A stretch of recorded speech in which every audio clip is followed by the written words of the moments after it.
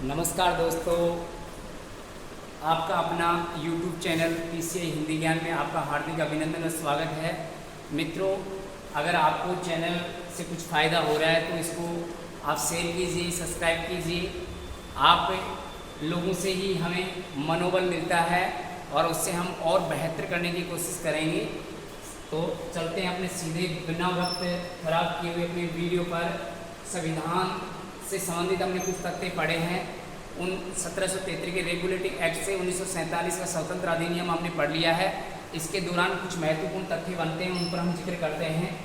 मित्रों, सबसे पहले हम चलें तो यहाँ पर हमने प्रथम चरण के रूप में 1773 कौन सा हो गया मित्रों? 1773 का कौन सा एक्ट हो गया? रेगुलेटिंग एक्ट हो गया, जो अपने संविधान सभा का पहला चरण माना जाता है। इसी के अंतर्गत हम आगे चलें तो 1895 की बात है। इसके अंतर्गत तिलक द्वारा स्वराज्य विधेयक पेश किया गया और 1896 में यहाँ पर स्वतंत्रता मेरा जन्मसिद्ध अधिकार है और हम उसको पाकर रहेंगे, ये नारा भी तिलक के द्वारा दिया गया। आगे मित्रों हम चलें तो 1916 की बात है। ये लखनऊ समझौता हुआ था 1916 में। उसी समय होम रूल द्वारा, होम का मतलब घर होता है, तो यहाँ पर हम ऐसे याद रख सकते हैं कि पहली बार घरेलू शासन संचालन की मांग कब की गई कि हम घर का शासन करना चाहते हैं, तो होम का मतलब घर और घरेलू शासन पहली बार संचालन की मांग की गई कौन से में? तो ये 1916 के होम रूल आंदोलन द्वारा। 1922 की बात है मित्रों। यहाँ पर हम आगे चले। 1922 में नेहरू जी द्वारा संविधान सभा व निर्माण की मांग की गई कि अपने संविधान के लिए एक सभा बननी चाहिए और संविधान का हम लोगों के द्वारा निर्माण होना चाहिए। तो यहाँ पर स्वराज्य की मांग करने वाले कौन हो गए? गांधी जी हो गए।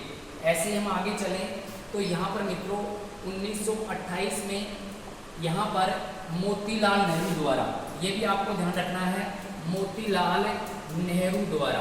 मित्रों, मोतीलाल नेहरू 1928 में नेहरू रिपोर्ट के रूप में आएगा और उसके बाद में जो भी नेहरू आएगा वो अपने जवाहरलाल नेहरू का नाम आता है।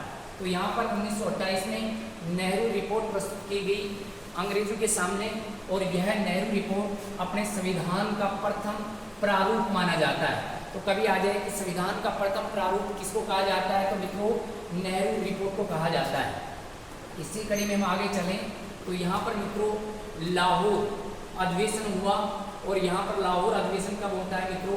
तो ये 1929 में होता है। और इस लाहौर अधिवेशन के द्वारा नेहरू जी द्वारा यहाँ पर लाहौर अधिवेशन जवाहरलाल नेहरू की बात आएगी, पूर्ण स्वराज्य की मांग की गई।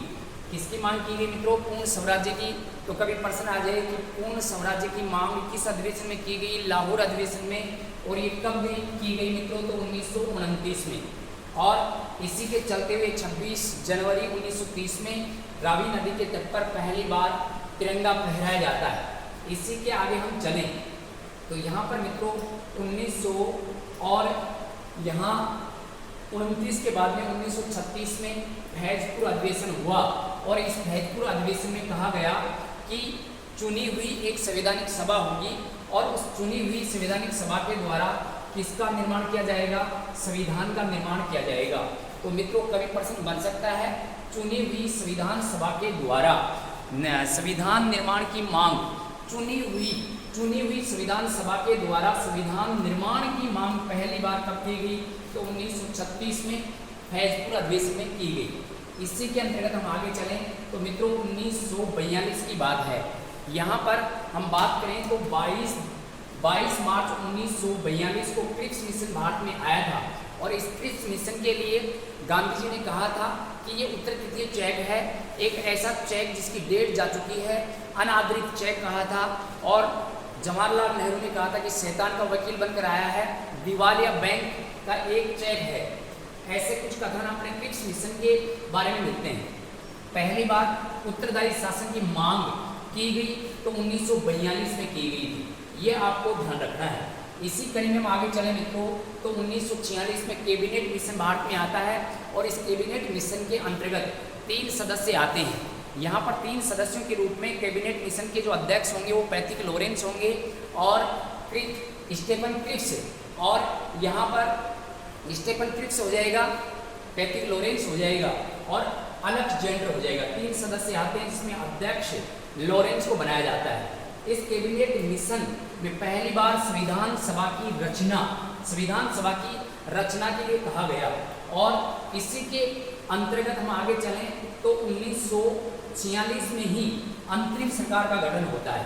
इसी में आगे हम पढ़ें तो 9 दिसंबर की बात है, 9 दिसंबर 1946 को संविधान सभा की कौन सी बैठक होती है मित्रों?